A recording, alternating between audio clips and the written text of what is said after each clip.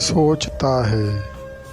हमेशा बुलंदियों पर वो होता है जो अपने से पहले दूसरों का सोचता है। छोड़ दो, जिंदगी अगर जीनी है तो लोगों की बातों को दिल से लगाना छोड़ दो। वक्त, तुम वक्त को छोटी चीज़ मत समझो, इसने